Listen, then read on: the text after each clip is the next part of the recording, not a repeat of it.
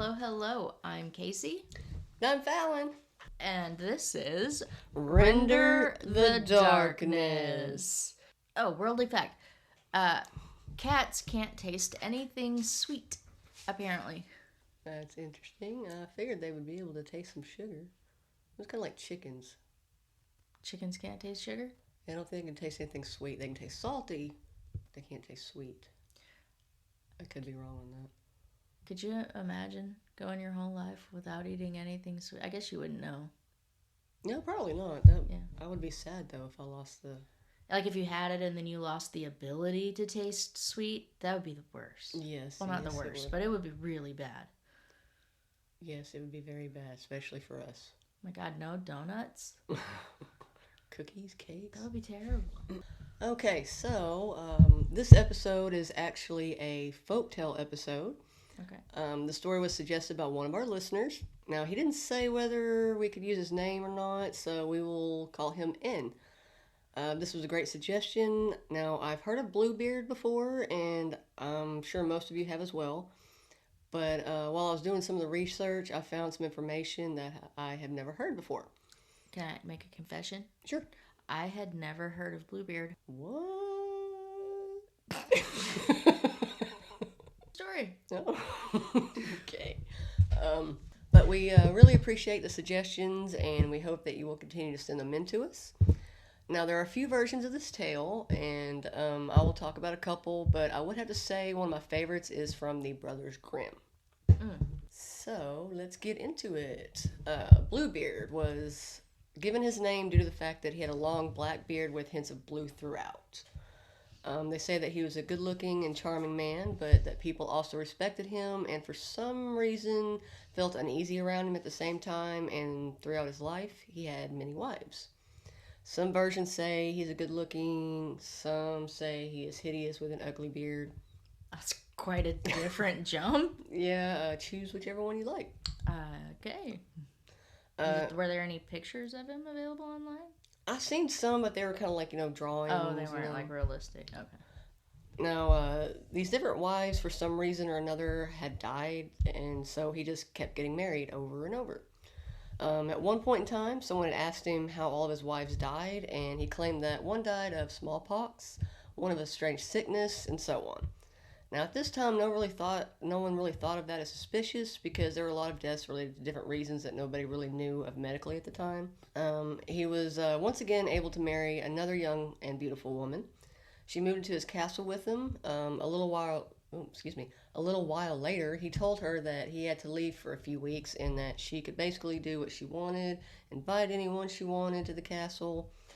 Before he leaves, he gives her a set of keys. Now, in some versions, it's only one key, and told her that they will open any door in the castle. Now, he pointed out one key and said that it would open the door at the end of the hallway, and that no one, not even her, is allowed to step foot in that room and to never open that door. So then why would he give her the key? Yeah, that's my next thing. I was like, now, you would think that if he really didn't want her to go in that room... He just wouldn't give her the key. Right, he wouldn't have included that key on the ring. Maybe he was trying to test her character. Yes, that's Maybe also it what was I said. like a moral... Oh. Right. It's, like I said, but I'm guessing he did that maybe to see if she would disobey him. Okay. So kind of the same train of thought on that one. Right. He even went as far as to threaten unimaginable consequences if she ever did. So after the two had said their goodbyes, he got into his carriage and set off to where he was going. As the days go by, his wife hosted parties, invited many friends to the castle, and would give them a tour of all the different rooms except for, of course, the forbidden room. Now, as more time went by, she kept thinking about that room and wondering what could be in it and why she wasn't allowed in there. Now, she was, after all, his wife, and she should be able to do what she wanted to and go where she wanted to in her own home, right? So one day, when she could no longer bear the curiosity within her, she decided to go and open the door, and... Ooh, shame. And what she found was of nightmares. It's never good, guys. If you have a locked door and you're put in front of it, just know there's like a 9 out of 10% chance that it's not good. No, not at all. Don't open doors that you're not supposed to. Don't do it. Now, there were the bodies of her husband's past wives, and they were hanging from the walls. Some versions said that they were hanging from meat hooks. Ew. Yes. Gnarly either way. Now, she couldn't believe what she was seeing, and she screamed, turned to run from the room, but she had actually dropped the keys in the process in a pool of blood. Of course she did. This is a classic horror film. Right, right. Which she didn't actually notice until she was back in her room. Now, she knew that if she didn't clean the blood, that her husband would obviously know that she disobeyed him. Also, if you don't have the keys to give him back, he'll know. Right, right. But yeah, that he would know that she went into the room. So she washed the keys with soap and water, but to her utter horror, they wouldn't come clean. Oh. Yeah, no matter how hard she tried, the blood wouldn't wash off. So I'm guessing maybe they were iron, like bewitched, maybe like magical, Oh. maybe. Mm-hmm. Does this case have that kind of an air to it? There's some magic going on in here somewhere? Oh, okay. I just thought, I don't know why else the blood wouldn't come off of a key. Well, if they were iron, I don't know if they would come out of Yeah, but I mean, like if you just iron. dropped it real quick and then picked it up. I don't know. But didn't you say earlier that she dropped the keys and fled from the room and didn't notice that she had dropped the keys? No, she dropped the keys in the blood, but she didn't notice it. She had dropped them in the blood. She didn't notice the blood. Right. Oh, right. okay, I misunderstood. I thought you meant she didn't notice she dropped the keys. Oh, yeah, no. She just didn't notice it was in blood until she got back to her room. Okay, well, then delete my last two comments. No, it's fine. Okay, so so she knew that if she didn't clean the blood, that her husband would know that she had disobeyed him, and that she went to the room. So she washed the keys with soap and water, but to her utter horror, they wouldn't come clean. No matter how hard she tried, the blood would not wash off. So that night, Bluebeard come home from his journey to find that his wife looked physically upset. He asked her if anything bad had happened to her while he was away, and she assured him that nothing bad had happened. Of course. She did so good the whole time he was gone at not disobeying him. Of course, the day she decides to do it is the day he comes home. Right, right. Like, you would have had so much more time to think and decide and choose what to do in the situation if you had just disobeyed him right off the rip. Right. That's a terrible lesson to suggest.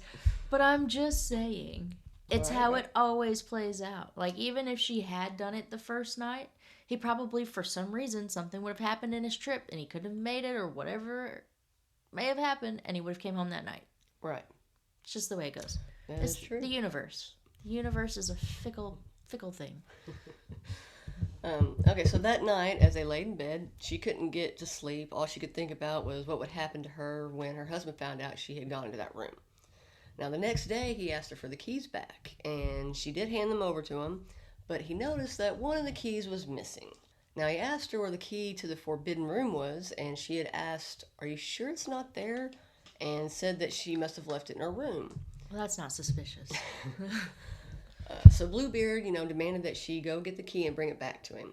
So reluctantly, she did as she was told and handed him the key. Now, at once, he noticed that the key had a blood stain. He turned pale, and in a dark, harsh voice, he had asked, "Why is there blood on this key?" And his wife tried to stay calm, said that she didn't know why there would be blood on it. But, of course, he didn't believe what she was saying and screamed at her that she must have gone into the forbidden room, saying that she would be going back there and she would die like the others. Now, she begged for him to spare her, but he said that she had to die because of what she had seen. Why? I wonder. I'm not victim blaming by any means, but I wonder if once she opened the door and she's seen his other wives hanging on the walls, why wouldn't you just flee to the closest town or person that you could and report that? You figure she would. Because if he did it to all of them, my first thought would be, if he was willing to do it to them, why would he not do it to me? Right. Also, my next thought would be, now he knows I know what he's done. I'm his only witness. Right. I would be like at the top of the castle with a megaphone so that he'd have to kill the whole damn town to get rid of all the witnesses. Yep. Yeah, I really don't know why she didn't leave. I don't either, but okay, so at about that same time, her sister Anna had knocked on the door, and when she entered the castle, she made the statement that he looked pale and asked him, if everything was okay, and he said that everything was fine, his wife quietly asked him, if he would spare her life for just 10 minutes so she could visit with her sister one last time. Now, for some reason, he agreed to do this. And her and Anna went up to the tower of the castle, and she looked around frantically, asking if her brother would be coming soon. Her sister said, she didn't see him, and she didn't think that they were going to be coming that day. So it after seemed like seconds. The 10 minutes were up, and Bluebeard began to yell for his wife to come back downstairs, and if she didn't, he would come up and get her. Now, because she didn't want anything bad to happen to her sister, she did as she was told for what she thought was going to be the last time. Now, while Bluebeard grabbed her by the hair with one hand and raised a knife with the other, her sister called out that she could see her brothers arriving. Now, when he heard that, he screamed that he would kill them too, but his wife pleaded for him not to kill her once more, and when he was about to bring the knife down into her throat, her brother busted through the door with her sword and drawn and chased him as he tried to run up the stairs. Now, the brothers, they caught up to him pretty quick and were able to kill him before he could hurt the sister. And after he was killed, his former wives were given a Christian burial, and now the widow had the castle remodeled and eventually remarried to someone that treated her right. Okay. So, happy ending for her in this. Okay. Okay, so now after doing some research, I found this story may have been inspired by two historical people. Okay. I'm not 100% sure about the first figure we're going to talk about. Some people think that there are similarities between the two, but in my opinion, the second figure we will discuss sounds a little more similar. Okay. Now, the first historical figure we will talk a little bit about is the French knight Gilles de Rais.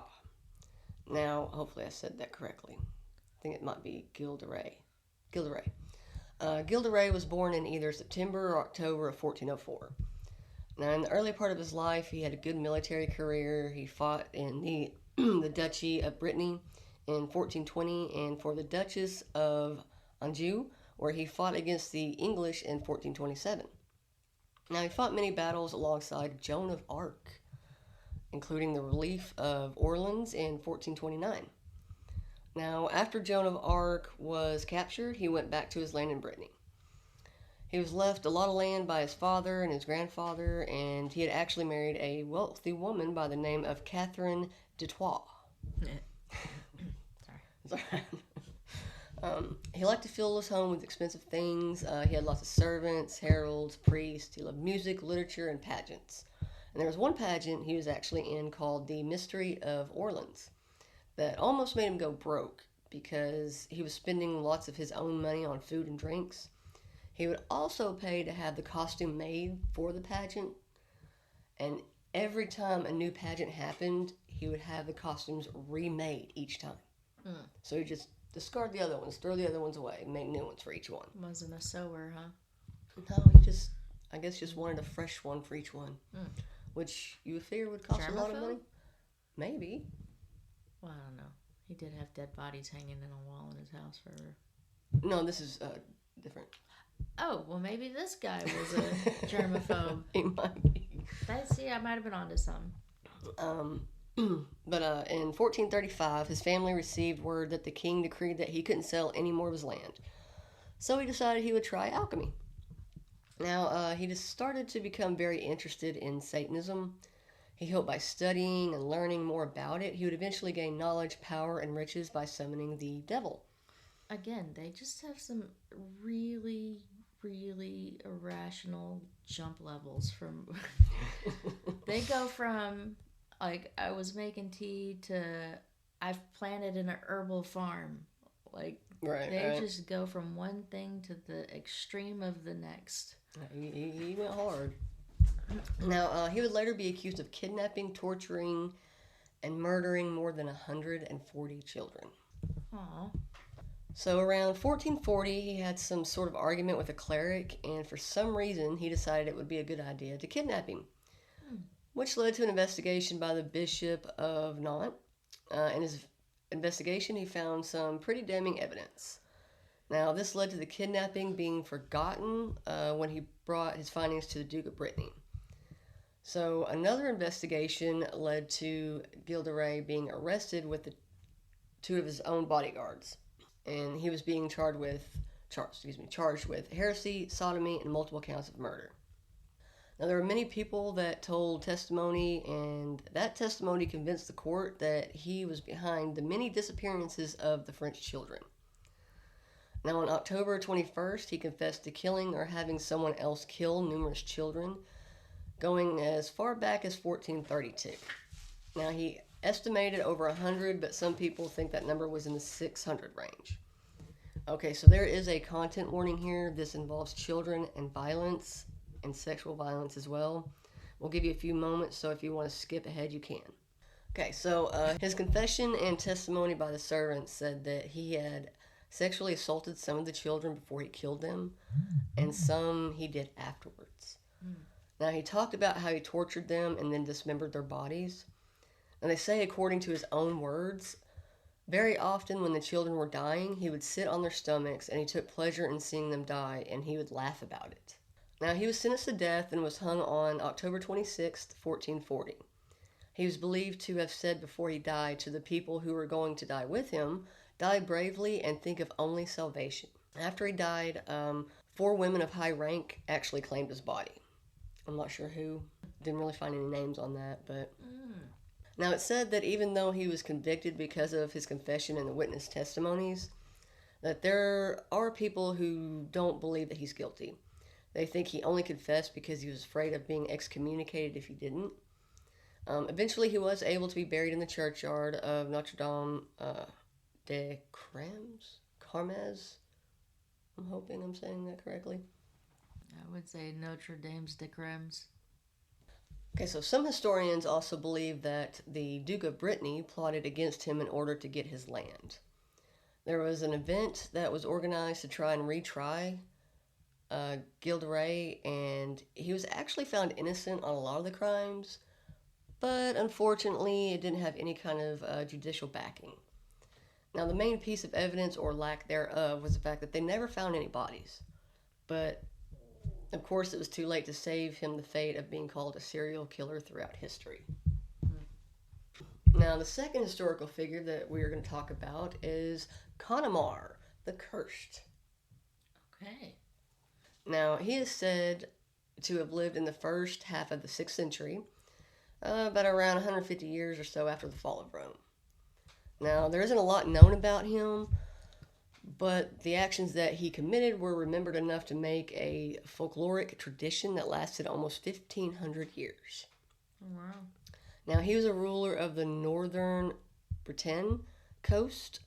During the 19th century, he is seen a lot in the Bretagne saints' lives that give a lot of the villainy to the stories of the holiness of St. Paul, Aurelian, St. Samson, and St. Gildas. Now, the saints' lives are a literary genre that documents the lives of saints throughout a combination of historical sources, legends, and inspirational stories. So basically, like they're writing these things down that happen. And So like a prophet for them? Maybe, well, I mean, they're just basically writing down what's happening. Oh, okay. I got you. Okay, so many of the stories talk about how he came into power. Now, people say that he had killed his predecessor, Jonas, and drove his son out of the country. It is said that he was a big man, wicked, and very cruel. Now, his mother would ring a bell to let other people know that he was going into town. That's terrible. Now, when he was a child, he would often chase people, and if he was unsuccessful in the capture, he would let his dog loose to rip them apart. So, not a very good loser. No. In the biographies of the saints, we will see how he is quite a bit like Bluebeard. He was an evil man who murdered 4 of his previous wives. He took a liking to a woman named Tryphene, and because he was known as a terrible and cruel person, he was unable to get her or her father to agree to the marriage. And during the time, there had been a lot of fighting going on in Brittany, and was causing all kinds of chaos and misery to its people. So he told Weroak that if he could marry Tryphene, that he would offer him and his people peace. Now, a holy man by the name of Gilda the Wise made the arrangements for the wedding. Now, he decided to stay close to Connemara because he thought that he could change him for the better. Never works. Never. No. Only you can change yourself. That is right. Now he even convinced Were Oak to accept the marriage offer. Now he did agree, but only on the condition that when he wanted his daughter to return home, she would have been treated very well and would be whole and healthy. Now Gildas agreed that he would personally make sure that this happened. And everything was going really good for a while, and Kamenar tried his best to be good to his new bride, but something, of course, went wrong at some point. She probably had an opinion or something. Probably.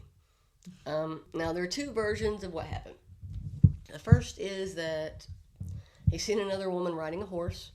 According to Mike-History.com, she falls from the horse in such a way that she inflames his passions with a display of a shapely ankle. So he decides that he would rather be with this new woman now and wants to get rid of his wife. Now, after reading that part, I about fell over laughing. That must have been one hell of a nice looking ankle. Well, I was thinking of the morbidness behind it, because what I take from that is it's saying she fell off the horse and broke her ankle, and he was like, damn, I really like that broken ass ankle. I'm gonna leave my wife for it because she's damaged now, the chick with the broken ankle. Yeah. So maybe that was like a thing he had, like a kink. Maybe. I just thought he was like, ooh, that's a pretty ankle. I would like to have you now. It's weird either way. No matter how you spin it, it's bizarre. Now, the second version is that he finds out that she is pregnant, and believing that he will be murdered by his child later in life, he kills her. Again, one extreme to the other. One is like, hey, this chick fell off the horse and I think I like her ankle. And the other one is like, or she's pregnant with my future murdering child whose only goal in life will be to kill me. Yep. That's a pretty ginormous jump. It is. Alright, so now there is one more legend that I want to talk about. This one is from Lewis Spence, and I thought it was a little too interesting not to include. So Gildas gave Tryphene a silver ring that would turn black as a crow's wing when evil was getting closer. Now the ring did turn black, so she ran into a chapel to pray, but when the clock struck midnight, she heard something moving around, and to her horror, the 4 tombs that held her husband's previous wives opened, and they told her that he planned to kill her. Now, they said that it was because he knew she was pregnant, and he knew one day that one of his children would kill him. So, same. Now, they told her, to go back to her father, but she asked, how could she possibly escape with this dog outside? So the first wife told her to use the poison that killed her, and to use the cord that killed the second wife to climb the wall. And the third wife told her to use the fire that had killed her to... Find. Yes. To find her way through the darkness. Now, the fourth wife told her to take the stick that had broken her skull with her as well. Not sure what good the stick was for. To be honest, didn't seem to help in any way whatsoever. Now, because the only horse that she could get would only walk at a very slow and relaxed pace. Like there's no hurry to get anywhere. So her husband actually caught up with her and chopped off her head. Her father was told about her murder by some of Tryphene's servants, and while grieving, he had his daughter's remains brought back to him. He then reminded Gilda of his promise to restore his daughter to him healthy and whole. Now, because Gilda felt so bad about what happened and him not being able to protect her, he prayed as passionately as he possibly could before he went and put her head back on the neck of the body. And he said, Tryphene, in the name of the Almighty God, Father, Son, and Holy Ghost, I command thee to rise upon the feet and tell me where thou hast been. And they say that she got up and said that the angels were getting her a place ready in paradise with the saints. Now, after bringing her to life, Gildas went back to Comenar's castle, and when he arrived, the gates were closed. So Gildas picked up a handful of dirt and threw it at the wall of the gate, and it crumbled. I'm not sure how. Dirt made it crumble, but it did. Okay. Now, in some legends, it says that Comenar survived the destruction and ran to another stronghold. Gildas took 30 bishops of Brittany and captured him, and he was cursed with an illness. Now, some legends say that he was crushed beneath the rubble. Okay. So there's many different versions. Now, another strong version of this legend is that Comenar was so evil that heaven or hell would not take him, and he was denied purgatory. So he was doomed to walk the earth as a werewolf, He would kill anyone that came to the forest, and the only way to kill him was to stab him in the center of the forehead. So that is the Legend of Bluebeard. Now I want to thank Ann again for the suggestions. It was really fun to research and learn a lot more about the legend and possible inspirations.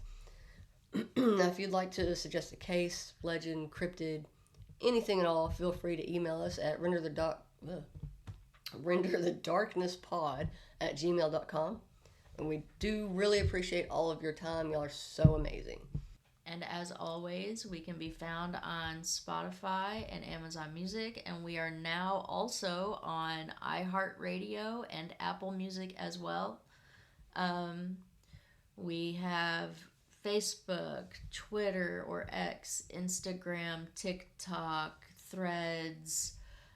We are in the works of getting our website going. We're fixing to start a YouTube channel where we're going to be doing these recordings on video, so you can watch us record, or you can go listen to us record, however you prefer to hear your podcasts. Yeah, this is the first one we're doing on video.